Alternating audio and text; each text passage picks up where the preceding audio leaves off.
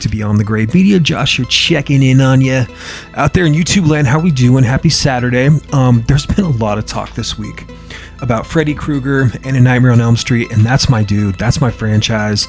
On X, the physical media handle said that there's going to be titles 2 through, New Nightmare, basically, that are coming to 4K or be ready for, new pressings of all these things. And that got me excited. So what I want to do, pretty simple, we're going to watch some of the best Freddy kills, in my opinion, and maybe we'll rank them, maybe we don't. But I just, with everything going on, instead of ranking all the movies in order, which I might do pretty soon, I just wanted to watch some Freddy kills. Is that cool? Can we just freaking lean back, watch Freddy unload on somebody? It's the best, dude. It's the best. Thanks for being here. Let's get into it. With A Nightmare on Elm Street, one thing is for certain, there was never any shortage of inventive and awesome kills in the series. And so before we get into all of those, let's go back and kind of do an honorable mention where we see Alice here at the Crave Inn, where Freddy is basically just playing with his food. Just toying with Alice here, where he shows her brother and his soul on a piece of pizza, and basically he's just kind of reincarnated, if you will, as an Italian sausage, some sort of giant meatball. And Robert Englund, Fred Kreuger, takes a giant bite of Rick's soul, and this is just foreshadowing of what's to come with this series. A Nightmare on Elm Street always brings it when it comes to the effects, the fun, the gore, the music. Everything about the entire series is fun, even if the movie's pacing is a little bit off or you don't agree with some of the films in the canon. Hang tight, let's break these down. Our first kill in the Nightmare on Elm Street top kills from Freddy Kreuger has got to go out to be, probably a lot of people's favorite kill and some of the most memorable from Part 3 Dream Master, maybe next to, Welcome to Primetime. In this particular kill, we find Philip, who was a troubled teen in this hospital setting, who is having, like a lot of the other patients, a hard time staying awake. As Phil drifts off to sleep, unfortunately for Phil, he enters this kind of like puppet theater where at the foot of his bed he wakes up and Fred Kreuger decides to slice and dice his arms, legs, and basically turn him into a human marionette or a human puppet, if you will. And who's the puppet master? None other than Fred Kreuger. This scene here shows his arteries being literally ripped and he's just being seesawed down this hallway. Incredible visuals. This freaked me out as a little kid. I mean, if your wrists and ankles don't hurt a little bit watching this, maybe there's something wrong with you. This is one of the best scenes from the entire franchise, and it's a lot of people's favorite. So what I like about this is definitely the practical effects. I like how the others are trying to alert him. Unfortunately, he's being led to a rooftop where he, is being controlled by Fred Kreuger, who decides to kind of play master, if you will, the Dream Demon, the Dream Master. Fred Kreuger, toying with his food, playing with it, leads Philip to his unfortunate demise. Excellent kill from an excellent movie. Let's see what's next on the docket. This next kill for me this is an all-timer. This is probably my favorite in the entire franchise. I might say that a few times. I apologize.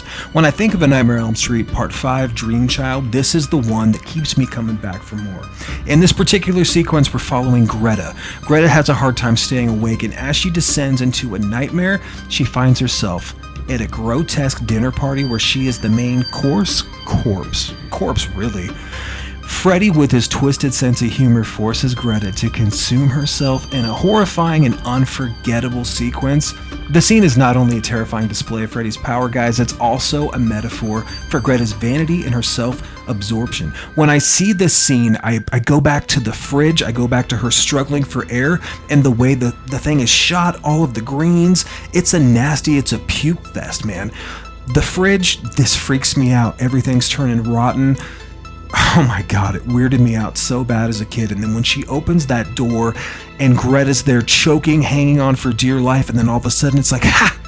Gotcha! Fred Kreuger, Chef Freddy to the rescue, slams the door. We got cobwebs, we got mold.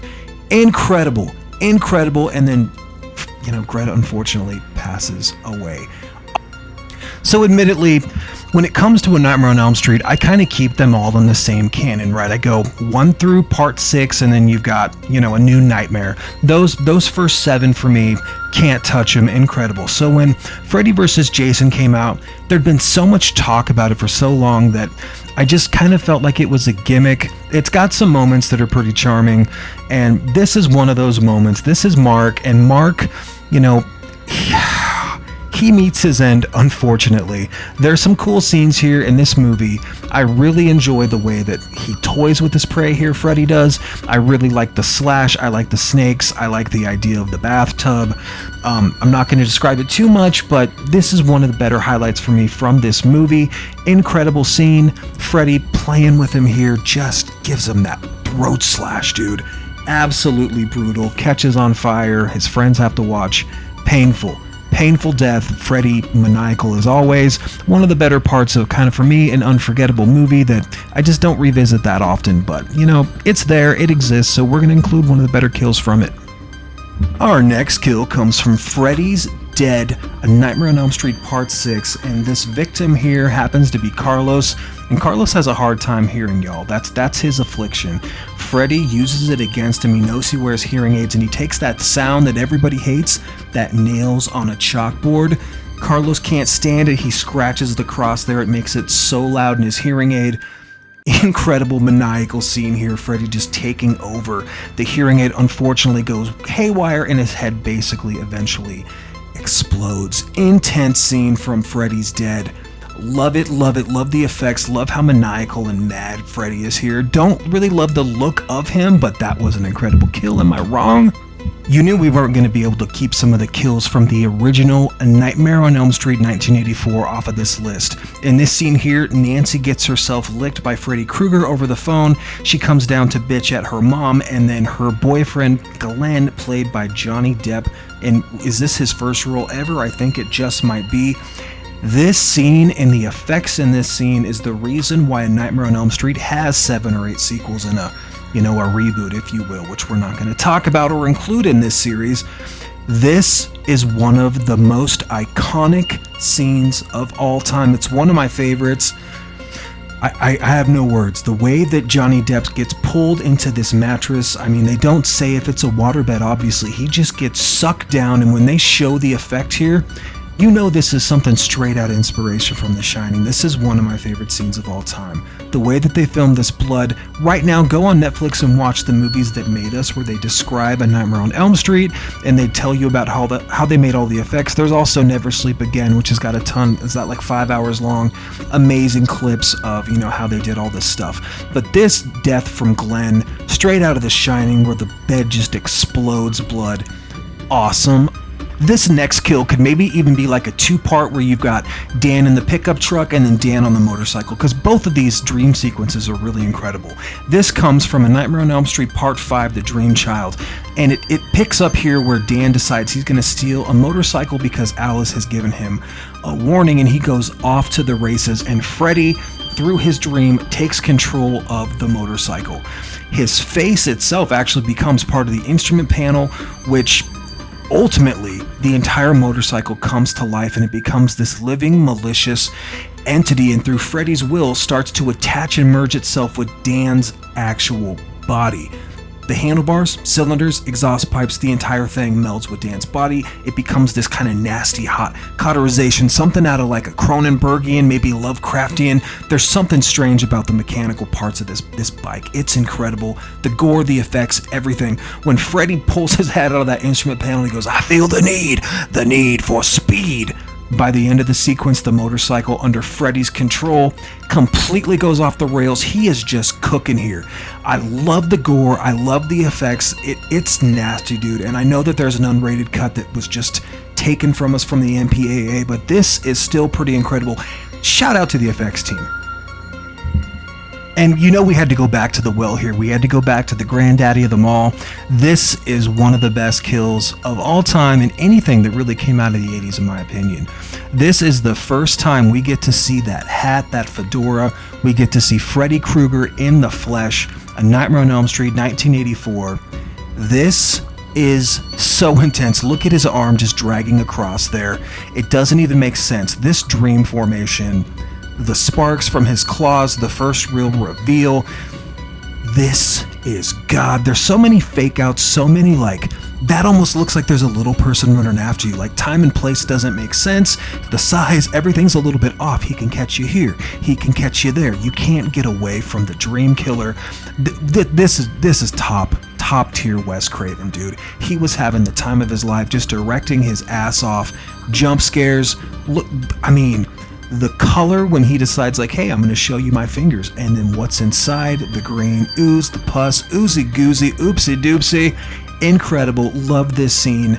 She can't get away, but all of a sudden it's like she can't run, almost like she, dreams don't make sense when you're in them. I love this scene. Love this movie. Another fake out. It doesn't make sense. Like, who's under there? Boyfriend wakes up. What are we doing? She's just being that is iconic, dude, where his glove is over the top of her under the sheet and there's the shadow. I mean, incredible. Tina writhing around in agony. This is one of the best kills of all time. Blood cut through the front, writhing in agony, being twisted and turning up this, oh my god, dude, up the ceiling, up the wall. Gory, oozy mess. This is peak killing in the 80s, dude. One of the best of all time. One of the best. God, I'm telling you. Incredible. What a way to go, Tina, if you had to go. Perfection. Perfect. Guys, we've come to it. We have come to the very end. We have come to my favorite film in the Nightmare on Elm Street canon, Freddy's Revenge Part 2. If you want to see more about this, why I think it's the best, go back maybe a month ago. I've got a video on it. It's got a bunch of views. It's a better performing video for me. I know it's controversial. A lot of people think that this doesn't exist. This should not be in the series. It should just go 1, 3, right? And then, so on chronologically or whatever. I think Freddy's Revenge is the scariest Freddy Kreuger has ever been. I love the design. I love how nasty he is. I love how wet he is. He's just mean. And in this story, in this clip specifically, we're following Jesse and Grady. And Jesse, unfortunately, Freddy has decided that he's going to take full possession of Jesse's body and make Jesse do terrible things in this film. This is a nasty film. It's mean, it's mischievous, it's disturbing, it's not for everyone, and that's why I think it's the best. Oh man. Freddy and the effects in Freddy's Revenge, that scene where he's looking through, he's coming through his mouth, he's got obviously his full claw out, the glove, he's bursting through his chest here. Incredible special effects. I'm losing my voice, I'm so excited. I've been doing this little thing for like an hour talking about the best kills, but the best one is Grady's death. Freddy bursting through Jesse here. Intense, incredible, gory, specific, nasty. The color of the sweater is even different. The way he rises up. This is a masterclass in filming. I think this is the best he's ever looked, dude. I'm a broken record with this kill. Mom and Dad, keep on knocking, but you can't come here. Poor Grady has to suffer the fate. Fred Kreuger is coming after you, dude. The hat, the swagger, his face, just dripping with blood, burnt to a crisp. Dude, I know that doesn't make sense, dripping and burnt, but all-powerful, demonic, evil, the dream killer, the dream slayer, the dream master, Fred Kreuger. Fred the Killer, dude. Oh my god, dude. Unbelievable kill. Absolutely incredible. I love everything that happens in this, but I really just like that kind of transformation. I know that there's not a lot of gore when Grady actually dies, but when he's coming through Jesse, I think the effects, I think everything about that is a 10. Jesse's face, he can't believe it. This is the kill of the franchise for me. It's been so much fun breaking this down. That's it. We made it. That's the end. That's all my favorite kills from the Nightmare on Elm Street franchise. And for me, I hate when people say that. The one thing about me, but these are my favorite kills, and I do feel like I left probably like 5 to 10 kills back here on the drawing board that are just kind of like in limbo, kind of honorable mentions, and there's a ton of them, because the one thing about Nightmare is they just give you so much heart and soul, and I feel like if they don't do anything else right, the kills in every movie are right, and I actually think it's a perfect franchise. I love them all. So there's Nightmare people, there's Freddy Friday, Chucky, you know, there's the Halloween people out there, Texas Chainsaw. Those are all great in their own way. But for me, it's Nightmare on Elm Street, and I cannot wait to get that collector's edition that I ordered from Zavi like back in May. It needs to come here already. I need to see it. That thing looks sick. It's still available. You can get it right now for $60, I think. So, guys, thanks so much. If you want to see more from me, go ahead and like, comment, subscribe. Follow me on social media on Instagram. And I did like a Fulci poll on what's your favorite Fulci film and what do you want to see me do. And right now, unpopular belief, because everyone's like, it's Zombie. That's the #1 film. That's what you should do. But that's not my favorite film. It's City of the Living Dead, Gates of Hell. I'm wearing the shorts right now. They're Gates of Hell shorts from Paul Bearer Press. Go check them out. More Fulci stuff coming soon. Until next time, guys, we'll see you tomorrow. Take care of yourselves. Cheers.